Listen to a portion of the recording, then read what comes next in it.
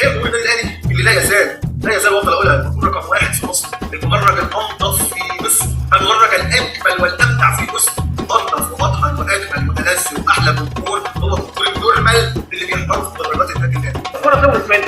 طب انت شفت الكوره اللي دورت من كان عنده حل تاني غير دورت منه ليه؟ لانه كان لوحده، هو ادانا خلاص تحت شمال بيجري لوحده، فربنا هو يكون يعني اضطر يخرج فيها علشان يلحق الفريق دول. فانك انت طبعا لو كان حد قبله ما لعبوش في الصاروخ تلاقي ليله لعبته بالشكل الفردي ده، لكن ما كانش في حد ساعتها سرعه الكوره لان هنا الكوره هنا حتى بشكل ضاد، فالفرقه ما كانتش مهيئه من الناحيه الهجوميه، انت ثبتت بشخصيه زيزو كبير.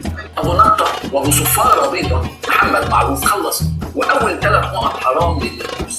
على فكره ممكن تصحى تلاقي الشمس بتطلع من المغرب، ممكن الاسبوع يبقى في مصر 8 ايام، لكن مش ممكن ابدا محمد معروف يكسب بنتيجه 9. النهارده في الشوط الاول والنتيجه 1-1، بنالتي زي الشمس للمصري. لاعب المصري طالع لكوره عاليه جوه ال 18 بتاع الزمالك بايده وفي ظهره واضحه زي الشمس، كون بنالتي سهله جدا جدا.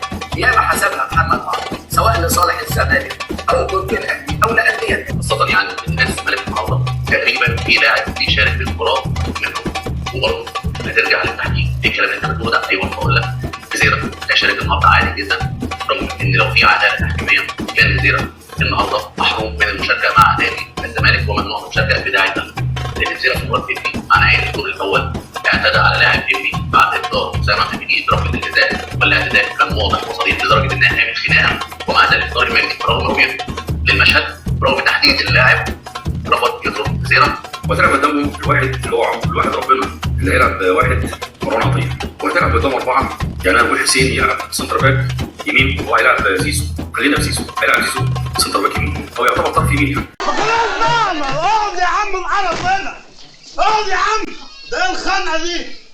اعوذ بالله، اقعد يا عم انت وهو، اقعد.